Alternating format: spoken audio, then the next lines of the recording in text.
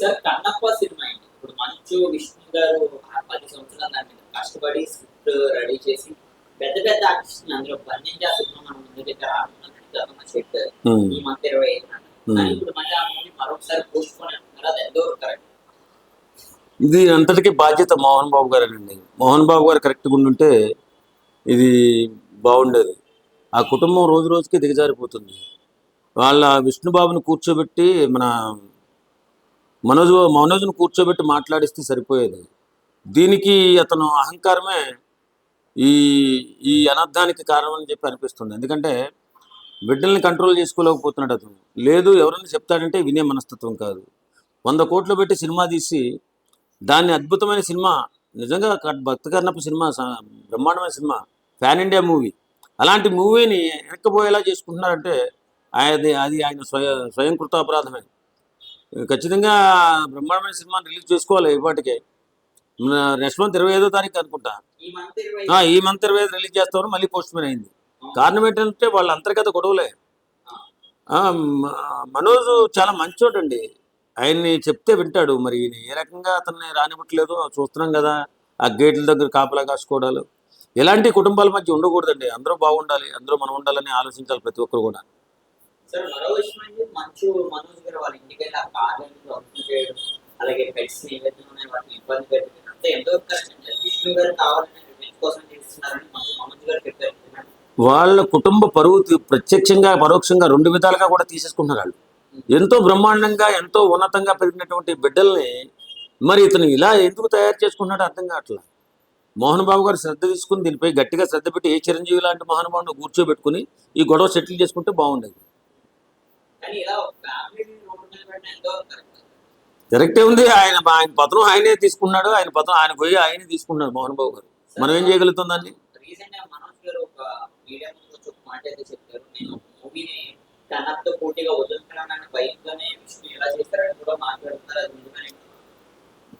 ఎంతవరకు నిజం అనేది పక్కన పెడితే కుటుంబాలు అన్నీ కూడా చల్లగా ఉండాలి. వాళ్ళిద్దరూ కూడా సఖ్యతగా ఉండాలి. ఉంటే బాగుంటుంది. అంతే తప్ప ఇలా రోడ్డు మీద పెట్టుకోవడం కరెక్ట్ కాదని చెప్పి మేము అనుకుంటున్నాం. చాలా బాగుంటుందండి సినిమా. సెన్సేషనల్ సినిమా అవుతుంది అది ఖచ్చితంగా. అది శివపరమాత్ముడు తీసే సినిమా కాబట్టి ఖచ్చితంగా పాన్ ఇండియా మూవీ కాబట్టి అది మోహన్ బాబు గారికి మా విష్ణు గారికి కూడా లైఫ్లో గుర్తుండిపోయే సినిమా అవుతుంది. అది కొట్లాట్లు మానేసి సక్రమ పద్ధతిలో మీరు సెటిల్ చేసుకుని బ్రహ్మాండంగా రిలీజ్ చేసుకుని మీ కుటుంబం అంతా కలిసి ఉండాలని మనస్ఫూర్తిగా కోరుకుంటున్నాం. బాగుంటుందండి. ప్రభాస్ గారి రూల్ అంటే అద్భుతంగా ఉంటుంది. ప్రభాస్ గారు ఆయన ఏ వేష వేసినా కరెక్ట్గా సరిపోయేటటువంటి పర్సనాలిటీ అది.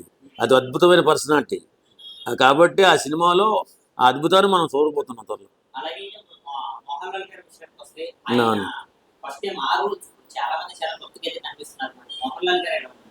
ఖచ్చితంగా చాలా బాగుంటారండి. ఎందుకంటే మోహన్ లాల్ గారు మంచి ఆర్టిస్టు. ఇది ప్యాన్ ఇండియా మూవీ కాబట్టి అన్ని భాషల్లోనే అంత చాలా మంది తీసుకున్నారని చెప్తున్నారు. కాబట్టి ఖచ్చితంగా ఇది సెన్సేషనల్ సినిమా అవుతుంది. అవును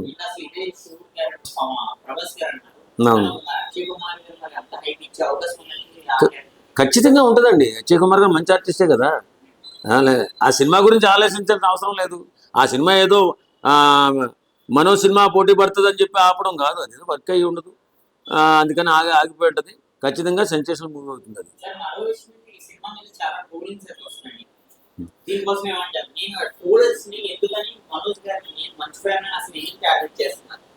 ఇది ట్రోలర్స్ అనే వాళ్ళు ఎప్పుడు చేస్తూనే ఉంటారులేండి. దాని మీద పెద్దగా పట్టించుకోకూడదు. వీళ్ళ కుటుంబ గొడవలు తగ్గిపోతే ఆ ట్రోలర్స్ కూడా తగ్గిపోతారు.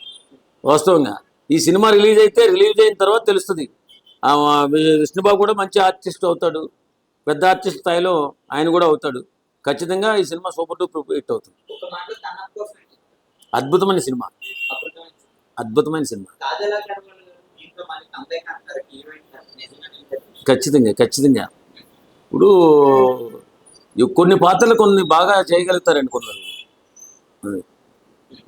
Thank you.